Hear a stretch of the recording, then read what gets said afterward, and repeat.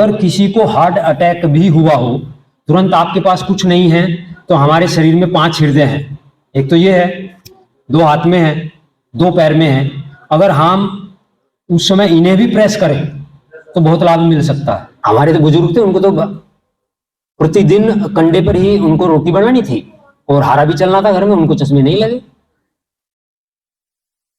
क्यों? क्योंकि वहां सूक्ष्म यज्ञ होता था, बिना किए यज्ञ हो रहा था। तल हृदय नहीं दबाया तो आप ये समझ लीजिए, जो आपने दूसरी मेहनत की है या दूसरे मर्म दबाए हैं, उनसे जो हमें ऊर्जा मिली है वो आधा घंटे के अंदर क्षीण हो जाएगी। फेफड़ों से संबंधित जितने भी रोग हैं, इसमें हम अब यहां से 4 उंगली ऊपर चलते हैं, आणी मर्म आता है, चौथी उंगली के नीचे है आणी मर्म। इन सब ओम, काफी वीरेंद्र जी ने आपको बहुत कुछ बताया है। इसमें भी बहन जी का एक, उसी के ऊपर थोड़ा बोल देता हूं मैं। जो अंकुरित अनाज वाली बात है, चरक संहिता में हमें अंकुरित अनाज खाने की आज्ञा नहीं है। उसमें केवल इतना है कि आप अनाज को भिगो सकते हैं रात्रि में और सुबह उसे उबालकर फ्राई करके आप उसे खा सकते हैं। क्योंकि अगर आप अंकुरित अनाज खाएंगे या जितने भी पत्ते वाले साग हैं, केवल गिलोय के पत्ते को छोड़कर सभी वातवर्धक हैं। वात विकृति शरीर में होगी तो वात की विकृति के कारण पित्त और कफ अपने आप विकृत हो जाते हैं। पित्त की विकृति होगी तो वो भी अपनी जगह पर रहेगा, वात की विकृति होगी तो वो भी अपनी जगह पर रहेगा, लेकिन पित्त कफ की। लेकिन अगर वात की विकृति होगी तो दूसरे कफ और पित्त को कहीं भी ले जा सकता है। ये पंगु है, पित्त और कफ पंगु हैं, वात इनको इधर उधर ले जाने का काम करता है। इसलिए अंकुरित अनाज, ये प्राकृतिक चिकित्सक जो जितने भी हैं वो सब कहते हैं अंकुरित पर बहुत जोर है उनका, लेकिन वो आयुर्वेद के अनुसार, चरक संहिता के अनुसार एकदम गलत है। पानी पर भी थोड़ा सा है, भोजनादि रोपाणम भोजनंते विसंवारी भोजन मध्य अमृतम वारी। पानी अगर आप भोजन के प्रारंभ में लेंगे तो वह रोगकारक है, अंत में लेंगे विष के समान है, और मध्य में लेंगे तो अमृत के समान है। लेकिन वो लेंगे कैसे? उसको आप सीप सीप करके घूट घूट कर लेंगे, एकदम आपको नहीं पीना है। और पानी बिल्कुल नहीं भी पीना है तो आपके साथ छाछ होना चाहिए, या आपकी सब्जी जो है, कोई लिक्विड दाल हो या दाल सब्जी हो, वो कुछ होना चाहिए। एकदम रुक्ष भोजन नहीं होना चाहिए। ये तो अभी प्रश्नों के बीच में से निकला हुआ प्रश्न आया। अब इसमें 2 विषय हैं मेरे पास इस समय, एक तो गौ माता और स्वास्थ्य, दूसरा है मर्म चिकित्सा। हम मर्म से अपने आप को कैसे स्वस्थ रख सकते हैं, बिना दवाई के भी ठीक रख सकते हैं, लेकिन हम सूक्ष्म औषधियों के साथ मर्म चिकित्सा से किसी भी रोग का सामना कर सकते हैं। अगर वो भगवान की कृपा है तो ठीक, मतलब आप कहेंगे कि प्रारब्ध नहीं है, क्योंकि प्रारब्ध को हम आप औषधियों से नहीं काट सकते, उसमें दूसरे प्रकार की ऊर्जा चाहिए। तो ये मैं निश्चित कह सकता हूं कि जो चर्चा यहाँ पर चलेगी उससे जितने भी मेद वृद्धि वाले व्यक्ति हैं, 6 महीने में वो अपने आप नीचे बैठ सकते हैं, उठ सकते हैं, चल फिर सकते हैं, इतना हो सकता है। बहुत लोग ऐसे हैं कि जो अभी नीचे नहीं बैठ सकते, वो अगर 6 महीने अप्लाई करेंगे भोजन, मर्म और अपना आहार विहार का ध्यान रखेंगे तो वो एकदम स्लिम ट्रिम हो सकते हैं। तो हमारे भोजन में, हमारा भोजन इतना विकृत हो चुका है हर तरीके से कि उसमें सबसे शुरू में पेस्टिसाइड आ गए और उसे खाने का तरीका गलत हो गया, हमारी रसोई विकृत हो चुकी है। तो हम, और अभी इसमें भी उपवास की बात भी निकल के आई है। हमारे शास्त्रों में अल्पाहार का कहीं नाश्ते का कोई प्रमाण मिलता नहीं, सीधा भोजन का ही मिलता है। और एक भोजन से दूसरे भोजन के बीच में 8 घंटे का अंतर होना चाहिए। अब हम सुबह, हमारा कफ का समय है, हमें भोजन हमने मान लीजिए 8 बजे किया या अधिकतम 9 बजे तक कर लिया, फिर हमें 8 घंटे का अंतर चाहिए, तो वो हमारा 5-6 बजे के आसपास जाके बैठता है। फिर हमारा उसमें 16 घंटे का अंतर रात्रि में आ जाएगा। अभी भाई साहब बात कर रहे थे कि वो सुबह 7 बजे भोजन लेते हैं, फिर दोपहर में भोजन लेते हैं, रात में लें कि नहीं लें। आप सुबह भोजन लीजिए, दोपहर का भोजन छोड़ दीजिए, शाम को आप दूध पी सकते हैं या भोजन ले सकते हैं, वो सही है। दोपहर में भोजन नहीं लीजिए। दोपहर में आप दूध ले सकते हैं, वैसे दूध का भी नियम तो ये है कि आप शाम में लें, लेकिन अगर आपको भूख लगती है तो आप उसमें जूस ले सकते हैं, फल ले सकते हैं, दूध ले सकते हैं, लेकिन दूध का आपको रूप परिवर्तित करना पड़ेगा, उसमें थोड़ी हल्दी और घी डालना पड़ेगा। अब हम आते हैं कि गौ माता हमारे स्वास्थ्य से कैसे जुड़ी हुई है। और प्राचीन भारत में गौ माताओं से ही सारा स्वास्थ्य जुड़ा हुआ था। इसमें एक नागरी भट्ट जी हुए हैं, वो कहते हैं ब्रह्म मुहूर्त में तक्रम पिए, जीरा नमक मिलाए, बल बुद्धि विद्या तेज बढ़े और रोग सभी मिट जाए। अब ब्रह्म मुहूर्त में अगर हम छाछ पिए तो उससे बहुत सारे रोग मिट सकते हैं, लेकिन अब तो समस्या यह है कि ब्रह्म मुहूर्त में उठे भी कौन। हम तो कहते हैं कि अगर आप छोड़ दीजिए, सूर्योदय से 2.5 घंटा पहले की बात छोड़ दीजिए, आप 1 घंटा पहले उठ जाए वही बहुत है। मैं तो देखता हूं, मैं दिल्ली में बैठता हूं गोधूली केंद्र पर, वहां पर जब बात होती है कि उठते किस समय हो, तो मुझे तो लगता नहीं कोई जल्दी से ये कहते कि मैं 5 बजे उठ जाऊं, 6 बजे उठ जाऊं। वो कहता 7 बजे उठता हूँ, 8 बजे उठता हूँ, 9 बजे उठता हूँ। तो मेरी तो सबसे पहले कंडीशन यही होती है, भैया पहले सूर्योदय से 1 घंटा पहले अगर उठ सकते हो तो चिकित्सा कराओ, वरना मैं ही फेल हो जाऊंगा। क्योंकि जिस समय शरीर की साफ सफाई हो जानी चाहिए, आप उसे दबाए हुए पड़े हो बिस्तर में, तो उसमें क्या तो मैं करूंगा और क्या दवाई करेगी। यहाँ पर पता नहीं उड़ीसा में यहाँ इस समय गाय की स्थिति क्या है, घरों में है क्या गाय?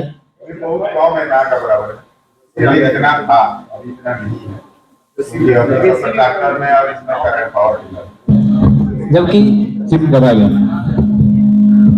पहले क्या था कि बच्चा पैदा हुआ वहीं से गाय का रोल शुरू हो जाता था।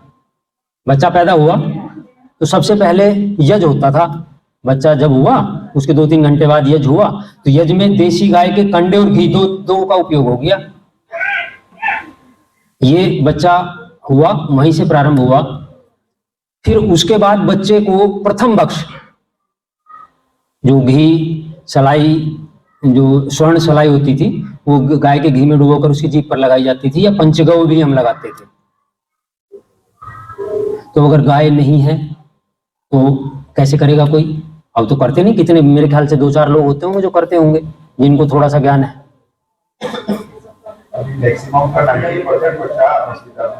हाँ, डॉक्टर बोलता है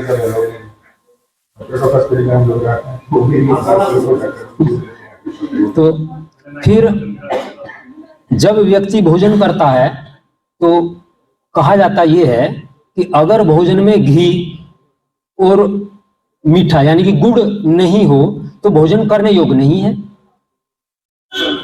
तो घी, गाय नहीं है तो घी कहां से आएगा? और अगर आप घी नहीं खा रहे हैं तो आपकी मेद वृद्धि जरूर होगी, चर्बी बढ़ेगी शरीर में, क्योंकि दूसरी चिकनाई तो आप खा ही रहे हो। और नहीं भी खाओगे तो भी मेद वृद्धि रुकने वाली नहीं होगी। वो केवल गाय का ही घी ऐसा है, रसायन है कि अगर आप उसे अच्छे तरीके से खाओगे, दिनचर्या पालन करोगे, तो मेद वृद्धि शरीर में नहीं हो सकती। मेद वृद्धि होती क्यों है? हम चिकनाई नहीं खा रहे यानी कि घी नहीं खा रहे हैं, या जो न्यूट्रिशन वाला भोजन है वो हम नहीं ले रहे हैं, तो उससे हमारी हड्डी कमजोर होनी शुरू हो जाती है। उस हड्डी की रक्षा के लिए प्रकृति उस पर एक लवादा चढ़ाना शुरू कर देती है, जो मांस का, उसकी सुरक्षा के लिए। और अगर हम घी खाएं तो उसकी हड्डी मजबूत होगी और उसके ऊपर से फैट अपने आप छटना शुरू हो जाएगा। लेकिन होता क्या, हम डॉक्टर के पास गए, डॉक्टर सबसे पहले पूछता है आपकी उम्र कितनी है? 40 साल हो गई और आपका मेद बढ़ रहा, आज से आपकी चिकनाई बंद। यानी कि और वो डाउन गया, उसकी उम्र भी और कम हो रही है। तो जितने भी मेद वृद्धि के रोगी हैं, इन पर फैट चढ़ा हुआ है, 6 महीने में घी पीकर ही वो ठीक हो सकते हैं। घी पीने का तरीका है, चरने वाली देसी गाय का घी हो, उसमें प्रातः काल लगभग 40 से 50 ml घी, और उसमें थोड़ा सा त्रिकुटा यानी कि 2 से 3 ग्राम, और इतनी ही मात्रा में दालचीनी पाउडर मिलाकर, चाहे वो स्वस्थ आदमी हो या रोगी हो, बीपी वाले को थोड़ा संभल कर ही पीना पड़ेगा।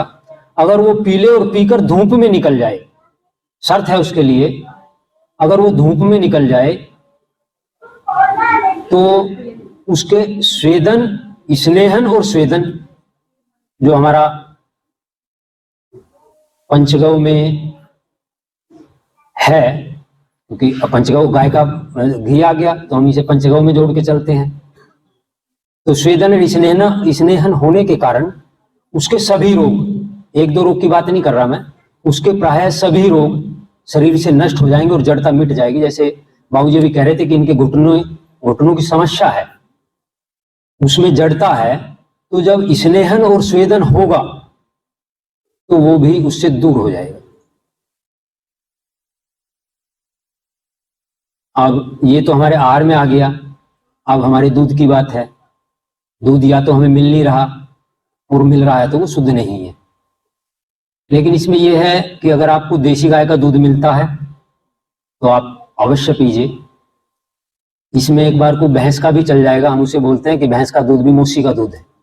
गाय तो हमारी माँ है, भैंस हमारी मौसी है, क्योंकि वो भी प्रकृति की देन है। उसका दूध भी जो शारीरिक श्रम करता है उसके लिए वो ठीक है, बुद्धिवर्धक नहीं है। लेकिन जो आपकी होलिस्टन, फ्रीजन या अमेरिकन है, उसका दूध ना पिए तो अच्छा, उससे तो अच्छा फिर खड़िया घोल के पी लो, वो भी ठीक है। क्योंकि अगर आपने क्रॉस ब्रीड का दूध पिया तो आपको मधुमेह, हड्डी के रोग, बीपी, अंतिम अवस्था में कैंसर भी उससे प्राप्त होगा।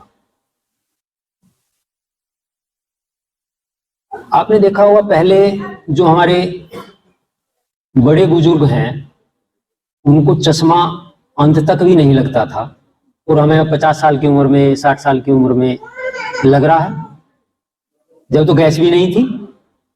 जैसे अब हमारी सरकार ने कर दिया ना कि भाई धुआं मुक्त रसोई है, किसी को नहीं चढ़ेगा चश्मा। हमारे तो बुजुर्ग थे, उनको तो प्रतिदिन कंडे पर ही उनको रोटी बनानी थी और हारा भी चलना था घर में, उनको चश्मे नहीं लगे। क्यों? क्योंकि वहां सूक्ष्म यज होता था, बिना किए यज हो रहा था। गाय का दूध हंडी में रख दिया, नीचे लगा दिया गाय के उपले, उसी से एक सूक्ष्म यज हो गया। तो ये हमारी दिनचर्या में आ गया कि भाई जब बच्चा पैदा हुआ तब भी यज हुआ, सूक्ष्म यज प्रतिदिन हो रहा है। हमारे आहार में घी, दूध, दही। दही के बारे में बता दूं कि दही हमें अवश्य रोज खानी चाहिए, प्रतिदिन। अगर आप कफ के रोगी हैं तो उसमें थोड़ा सा संभल कर 1-2 चम्मच लेंगे, वरना पित्त के और वात के हैं तो आप 1 कटोरी दही लें, उसमें थोड़ा सा गुड़ डालें और भोजन से पहले या भोजन के पहले 2-3 टुकड़े अगर उससे खाएंगे तो आपके शरीर में भोजन को पचाने के लिए जो एंजाइम चाहिए वो बहुत मात्रा में उसको ना बढ़ेगा कि आप जरा 2-4 दिन भी करके देखें, तो उसी में आपको पता चलेगा कि मैं जो भोजन कर रहा हूं उस वो कितने अच्छे से पाचन हो रहा है।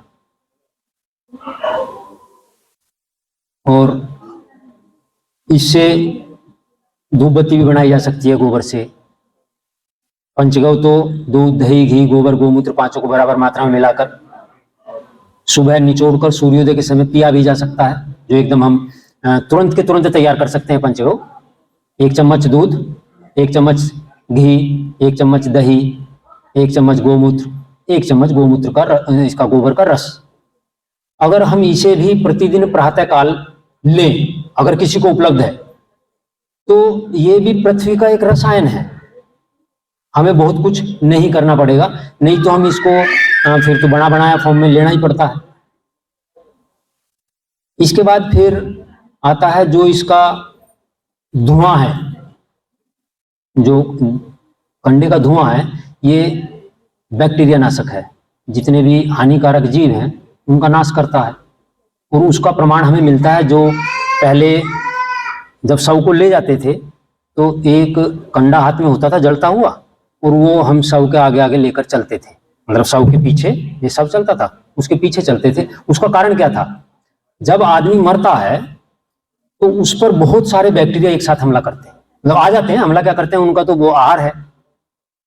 अब उसे हम लेकर चले तो हवा भी चल रही है, ताकि उसका दुष्प्रभाव दूसरे चलने वाले व्यक्तियों पर ना हो, तो वो धुआं भी पीछे की तरफ, जब आगे चल रहा आदमी तो धुआं वो चलता था, तो सबको कवर करके रखता था।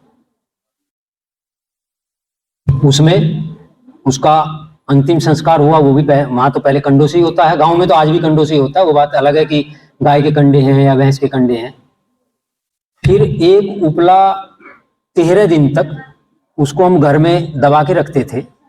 उसका कारण क्या था? उसका कारण ये था कि घर में मृत्यु हुई है, वो किसी अंतिम समय मरता है तो किसी रोग से भी ग्रस्त होता ही है। 13 दिन तक वो उपला जलता रहता था और उसमें से थोड़ा थोड़ा धुआं निकलता रहता था। धुआं निकल रहा है, अगर वहां कोई चिट्टी का भट्ट भी है घर में, तो वो धुआं 13 दिन में उस भट्ट में घूम जाता था, कोई हानिकारक जीवाणु या बैक्टीरिया वहां नहीं बचता था। ये हमारी गाय की महत्ता है, इससे पता चलता है कि हमने जो छोड़ दिया या जो भूल गए हैं, उसमें हम क्या लौट सकते हैं, हम उसमें क्या कुछ कर सकते हैं, या हमें क्या कुछ करना चाहिए।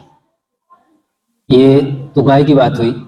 अब हम मर्म चिकित्सा के बारे में थोड़ा सा बात करते हैं कि हमारे शरीर में 107 मर्म है।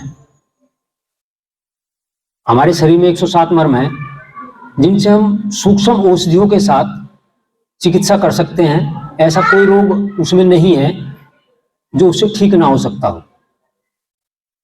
उसमें कोई भाई हो सकता है एक बार कपड़े काट कर अगर यहाँ आ जाए तो उनको बता दिया जाए कि कौन कौन सा मर्म कहाँ है और उस पर कैसे कैसे प्रेस करना है।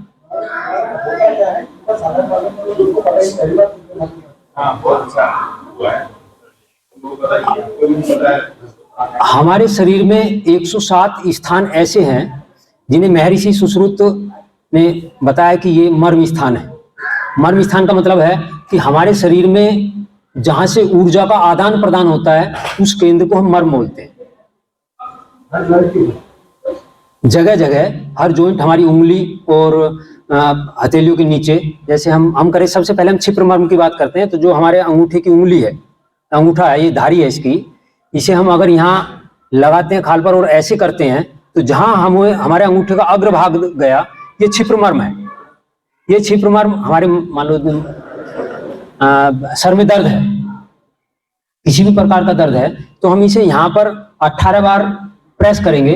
ओम नमः शिवाय 1, ओम नमः शिवाय 2, ओम नमः शिवाय 3, ओम नमः शिवाय 4। तो हमें ऐसा 18 बार करना है। 18 बार करके हाथ हटा लेना है और फिर वहीं पर ऐसे करना है, फिर 18 बार प्रेस करना है, फिर हटा लें। तो हमें 3 राउंड करने हैं। 3 राउंड किस स्थिति में करने हैं? अगर हम रोगी हैं तो, वरना तो 1 राउंड से भी काम चलता है। और 3 महीने बाद जब आदमी स्वस्थ हो जाता है तो वो केवल 3-3 बार भी करके काम चला सकता है, जीवन भर फिर उसको औषधि नहीं खानी। इसका सबसे बेसिक ये है कि अगर स्त्री किसी मर्म को प्रारंभ करती है तो वो उल्टे हाथ की तरफ से हमें करना पड़ता है, पुरुष करता है तो सीधे हाथ की तरफ से हमें करना पड़ता है, क्योंकि वो ऑर्गन का फर्क है। क्योंकि स्त्री के ऑर्गन अलग हैं शरीर में, पुरुष के अलग हैं। तो जो प्रारंभ करते हैं, हम चाहे पैर से करें, हाथ से करें या सिर से करें, दाएं बाएं जिधर से भी करें, तो जो पुरुष होगा वो अपने सीधे हाथ की तरफ से प्रारंभ करता है, तो जो स्त्री होगी वो अपने उल्टे हाथ की तरफ से प्रारंभ करती है। ये इसका बेसिक है।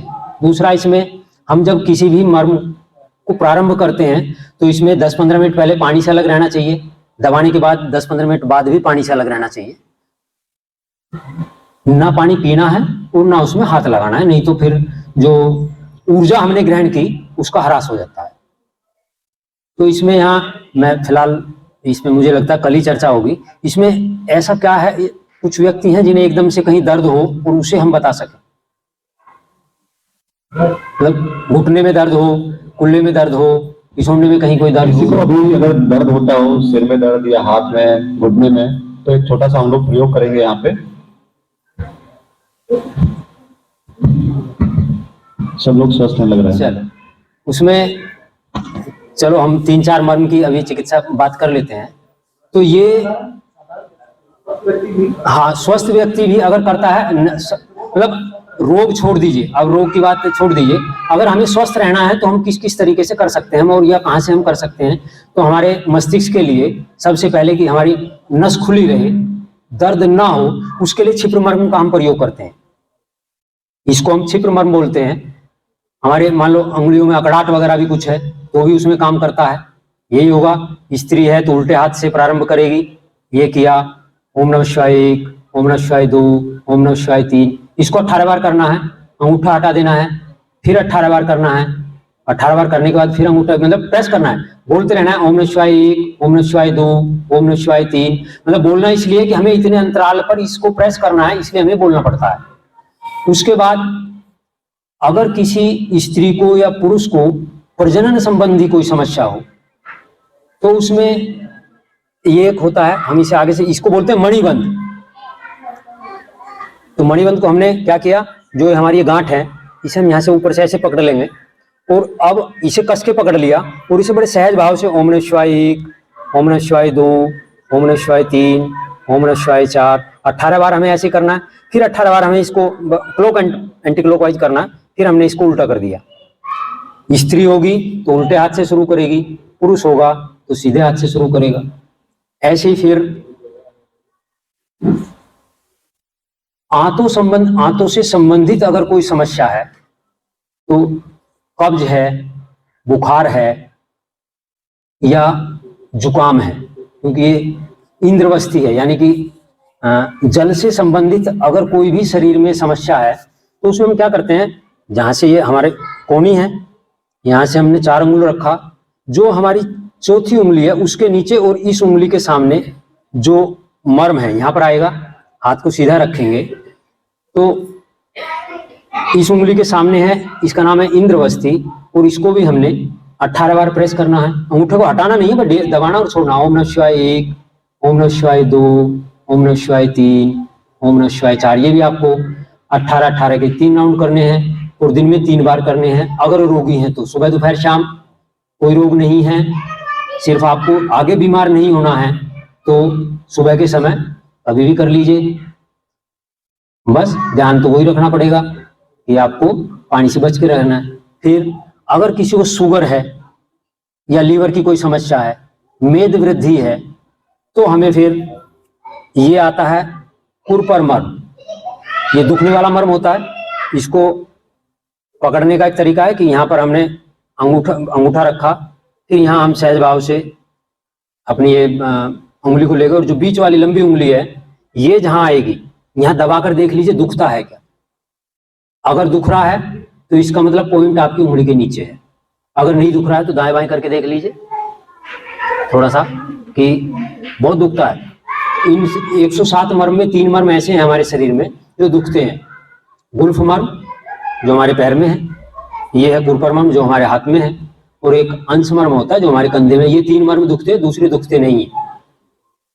एक ही पकड़ा, इसको भी इसी उंगली से हमने अंगूठा तो नीचे कर लिया, अब इसको इसी उंगली से ओम नमः शिवाय 1, ओम नमः शिवाय 2, ओम नमः शिवाय 3, ये भी आपको 18 बार या 18 गुना 3 बार करना है। फिर ये 2 हैं, एक इधर है, एक अंगुल नीचे यहाँ जाएंगे, फिर अंगूठे से दबा कर देखेंगे तो हमें फिर देखना है कि ये भी दुख रहा है क्या। अगर दुख रहा है तो आपको अंगूठे के नीचे है, तो ये भी आपको 18 गुना 3 बार करना है। मधुमेह, लीवर और मेद वृद्धि, जिनमें बहुत ज्यादा फैट है, उन तीनों में ये काम करता है। और जब लीवर ठीक रहेगा तो अपने आप ही बहुत सारी बीमारी दूर रहेंगी। इसमें फिर हम चलते हैं फेफड़ों से संबंधित जितने भी रोग हैं, इसमें हम अब यहां से 4 उंगली ऊपर चलते हैं। आणी मर्म आता है, चौथी उंगली के नीचे है आणी मर्म। इन सब का ध्यान रखना है कि ये सारे मर्म है इस उंगली के सामने। आपने ऐसे किया, इस उंगली के सामने 4 उंगली पर आपने पकड़ा तो ये भी आप दबाएंगे 18 गुना 3। फेफड़ों से संबंधित आपका सांस फूलता हो या इन्फेक्शन हो। फेफड़ा वाला बता दीजिए कहाँ वाला। हाँ। हम लोग को समझ नहीं आया। फेफड़ा वाला आप लोग को समझा क्या किसी को? हमको तो नहीं समझ में आया, तो बता दीजिए फेफड़ा वाला कहाँ से। ये आप यहाँ है, यहाँ से 4 उंगली रखिएगा। अच्छा सर। यहाँ यहाँ से? ये 4 अंगुल रखा। हाँ, जहाँ आपकी ये चौथी उंगली है और इस उंगली के सामने यहाँ पर आप निशान भी लगा सकते हैं अपना कि भाई ये उंगली है, तो आप हटा लीजिए। अब ये हटा लिया, ये चौथी उंगली है, हटा लीजिए। तो हम यहाँ से इसको अब हाथ को सीधा रखते हुए ओम नमः शिवाय 2, ओम नमः शिवाय 3, ओम नमः शिवाय 4, आपको वही 18 गुना 3 करना है। अच्छा, ये हम अपना इस उंगली से भी कर सकते हैं? आप अंगूठे से भी कर सकते हैं। आपने जांच लिया ना कि यहाँ है। तो हम नीचे लगा हाँ दिए। हाँ, नहीं अब आप ऐसे लगा सकते हैं ना। अच्छा। हाँ, थोड़ा सा आगे ओम करके नमः शिवाय 1, ओम नमः शिवाय 2, ओम नमः शिवाय 3, ओम नमः शिवाय 4। ये आपको 18 बार करना है ऐसे। ठीक ठीक। 18 बार किए, एक बार अंगूठा हटा लिया, फिर पकड़े, फिर यहीं पर। वो हम इसलिए बार बार करते हैं कि एक आध बार आपसे इधर उधर हो भी गया तो 3 बार में एक बार तो कम से कम कहीं आएगा। सही। ये हुआ, ये इसका नाम है आणी मार्ग। अच्छा। अब हमने इसी के ऊपर फिर 4 अंगुल रखी अपनी, ये आपकी अपनी रखेंगे। ये था तो यहाँ से ये आ गया। अब यहाँ पर इस उंगली के सामने यहाँ पर है ये उर्वी मर्म। ये फेफड़ों के लिए हैं दोनों मर्म, बल्कि 4 मर्म होते हैं फेफड़ों के लिए। तो फिर अब ये हटा लिया आपने, आपको पता चल गया कि यहाँ है। फिर अपना अंगूठा ऊपर ले आओ ऐसे। फिर वही ओम नमः शिवाय 1, ओम नमः शिवाय 2, ओम नमः शिवाय 3, दबाना पड़ेगा ना आपको। आप हटाइए एक बार, आपको लगा के छोड़ना नहीं। ओम नमः शिवाय 1, ओम नमः शिवाय 2, ओम नमः शिवाय 3, ओम नमः शिवाय 4, ओम नमः शिवाय 5। ऐसे 18 बार किया, 18 बार किया, अंगूठा हटाया, फिर रखा हमने वहीं ओम नमः शिवाय 1, ओम नमः शिवाय 2, ओम नमः शिवाय 3, फिर 18 बार किया। यानी कि 18 के 3 राउंड करने हैं। और अगर रोगी हैं तो दिन में 3 बार करना है, 6 घंटे के अंतराल पे। सुबह 6 बजे, दोपहर में 12 बजे, शाम को फिर 6 बजे। इसमें अस्थमा में बेनिफिट होगा पीने का तरीका। तो इसमें फिर उसके बाद आता है हमारे, आपको सर्वाइकल है, माइग्रेन है, तो उसके लिए जो एक मर्म है, ये मर्म है अंश मर्म। ये दुखता है। यहाँ से हम क्या करते हैं, इसको ऐसे अगर हाथ करेंगे तो जहां ये हमारी लंबी उंगली जाएगी, यहाँ इसे अगर हम दबा के देखेंगे तो आप अगर दुख रहा है तो समझ लो आपका एकदम सटीक वहीं पहुंच गया हाथ। नहीं तो जरा सा दाएं बाएं करके देख लो, अगर दुख रही है नस तो इसका मतलब आप सही जगह हो। इससे सर्वाइकल, गर्दन के सभी रोग या आसपास के जितने भी आपको जकड़न है, दर्द है, तो इसमें वो पूरा लाभ देता है। तरीका वही है कि आपको स्त्री है तो उल्टी तरफ करे पहले, और पुरुष है तो सीधी तरफ से करे। आपको करना यही है। यहाँ गए, आपको ओम नमः शिवाय 1, ओम नमः शिवाय 2, ओम नमः शिवाय 3, वही 18 गुणा 3 और दिन में 3 बार करना है। फिर ये अंश, इसको बोलते हैं अंश मर्म। और अगर कमर में दर्द है, मान लो हमारी रीढ़ की हड्डी से संबंधित कोई रोग है, तो फिर हम ऐसे हाथ करते हैं ना पीछे की तरफ, तो रीढ़ की हड्डी के दोनों तरफ लगभग 3-3 अंगुल पर यहाँ पर आता है ये ऐसे। अगर हम ऐसे करते हैं तो यहाँ पर उंगली जाएगी और यहाँ पर ये 2 हड्डियां उभरी हुई हैं। जरा सा जो हमारे कंधे उठ जाते हैं ना, तो हड्डी हुई है, उसे भी आपको अपनी उंगलियों से 18 गुना 3 बार दबाना है। ये सर्वाइकल, गर्दन के दर्द, जकड़न, वो सब इससे ठीक होता है। एक होता है जो अभी फेफड़ों से संबंधित ही है, ये तो हो गया। फिर स्तनमूल और स्तनरोहित 2 आगे हो गए। एक होता है वृहति मर्म। जब अगर हम आगे से यहाँ पर कोई चीज मार दे तो पीछे निकलेगी, वो जहां निकलेगी वो स्थान हम उसे कहेंगे वृहति मर्म। अगर हम पीछे, हमने ऐसे मुट्ठी करी और ऐसे लगा ली, फिर हमने अपने यहाँ पर रखा, तो आपको अब क्लॉक एंटी क्लॉक जैसे घुमाना, ओम नमः शिवाय 1, ओम नमः शिवाय 2, ओम नमः शिवाय 3, तो आपको देखेगा कि आपके अंगूठे में आपकी हड्डी टक टक होकर चल रही है। तो यानी कि आपकी जो वृहति मर्म है उसमें आपका वो पॉइंट आपका दब रहा है। ओम नमः शिवाय 1, ओम नमः शिवाय, फिर आपको ओम नमः शिवाय 1, ओम नमः शिवाय 2, ओम नमः शिवाय 3, फिर आपने इस ऐसी मुट्ठी को बंद किया, आप पीछे ले गए, आपने फिर ये हाथ किया, ओम नमः शिवाय 1, ओम नमः शिवाय 2, ओम नमः शिवाय 3, ऐसे 18 बार आगे, 18 बार पीछे, वही 18 गुना 3 राउंड करने हैं।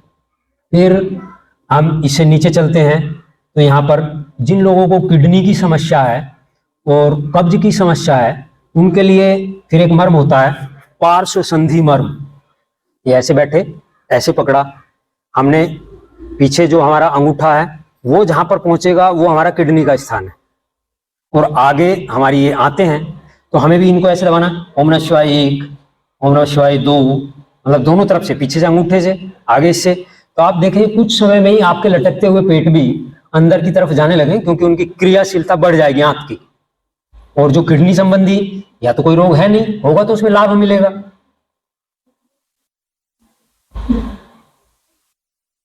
इसके बाद हमारा आता है विधुर मर्म। भाई हमारे कान भी तो ठीक रहने चाहिए। तो विधुर मर्म आता है हमारे यहाँ, जो कानों के पीछे हम अगर ऐसे दबा के देखते हैं तो एक, अगर आप दबाएंगे कानों के पीछे यहाँ पर जो कान है एकदम, और इसे ऐसे दबा देंगे तो आपको सुनना एकदम बंद हो जाएगा। अगर आपको सुनना बंद हो गया तो इसका मतलब आप सही मर्म के ऊपर हैं। पीछे से आएगा, ये एकदम इसके पीछे है, बिल्कुल जड़ में, एकदम कान के बिल्कुल एकदम जड़ में है। अगर आप दबाएंगे तो आपका लगेगा जैसे अंगूठा खड्डे में चला गया हो और आपका वो स्थान बंद हो गया हो, आपको सुनाई नहीं देगा कुछ भी। ये ना, ये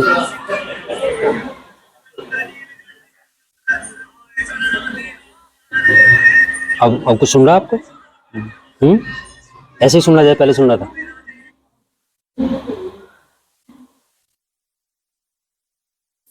कुछ लग रहा है कि आ रहा कब्जे में हल्का। हाँ, तो आप अपने हाथ से दबाओगे तो शायद और अच्छे से आएगा वो। ओम नमः शिवाय 1, ओम नमः शिवाय 2, ओम नमः शिवाय 3, ओम नमः शिवाय 4, ओम नमः शिवाय 5, ओम नमः शिवाय 6। ये आपको 18 गुना 3 करना है। हम लोग गलत कर रहे थे, हम लोग इसमें इस छिद्र को बंद नहीं कर रहे थे, यहीं दबा रहे थे। हाँ, नहीं वो देखिए आपका ये रहेगा। यहाँ हम देखते हैं तो ये है ओम नमः शिवाय 1, ओम नमः शिवाय 2, ओम नमः शिवाय 3। अब आ रहा है पकड़ में। ओम नमः शिवाय 4, ओम नमः शिवाय 5। ये भी आपको 18, ये कर्ण संबंधी। हाँ, ये आ जाता है ना। हाँ, तो फिर आपको कुछ सुनेगा भी नहीं। इसमें हमारे कुछ मर्म अब हुए हैं। अब हमारे छिप, गोल्फ, इंद्रवस्ती, जानू, अधिपति, अपांग, शंख, श्रृंगाटक, फना मर्म, ये हम कल के अपने वक्तव्य में लेंगे। तो जितने आज बताए हैं इतने कर लीजिए, लेकिन इनको एक ध्यान अवश्य रखिए, हम चाहे एक मर्म भी दबाएं वो तब तक पूर्ण नहीं है जब तक हम तल हृदय मर्म न दबाएं। तल हृदय स्त्रियां अपनी उल्टे वाली मुट्ठी बंद करें, पुरुष अपनी सीधे वाली। तो जहां ये उंगली टिकी रह जाती है जो लंबे वाली, वहीं अपने दूसरे हाथ का अंगूठा ले आए और इसे ओम नमः शिवाय 1, ओम नमः शिवाय 2, ओम नमः शिवाय 3, ये भी आपको 18 गुना 3 करना है। ऐसे फिर दूसरे हाथ का ले लीजिए, ओम नमः शिवाय 1, ओम नमः शिवाय 2। अगर किसी को हार्ट अटैक भी हुआ हो, तुरंत आपके पास कुछ नहीं है, तो हमारे शरीर में 5 हृदय हैं। एक तो ये है, 2 हाथ में है, 2 पैर में है। अगर हम उस समय इन्हें भी प्रेस करें तो बहुत लाभ मिल सकता है। और अगर हम नित्य प्रति करेंगे तो फिर खून पतला रहेगा, हार्ट अटैक होगा ही नहीं। अगर हम अपनी दिनचर्या अच्छे से फॉलो कर रहे हैं, बहुत, इसको बोलते हैं तल हृदय मर्म। ये यानी कि हमारे शरीर में 5 हृदय हैं। एक तो मूल हृदय है, 2 हृदय ये हैं, 2 हृदय पैरों में। पैरों में भी हमारा तल हृदय मर्म होता है, मैं कल बताऊंगा उसको। तो इसको भी प्रेस करने से आप एक बार हो सकता है कि और कुछ भी मर्म ना दबाएं तो ये तो दबा ही सकते हैं।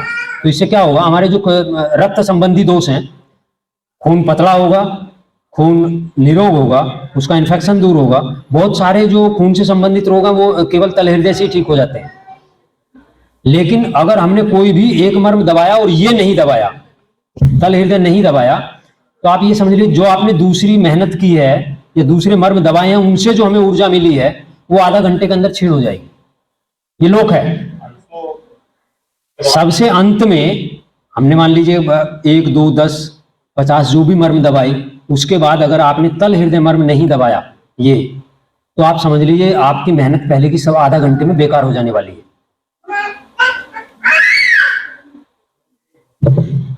तो दोपहर बाद शायद चिकित्सा होगी।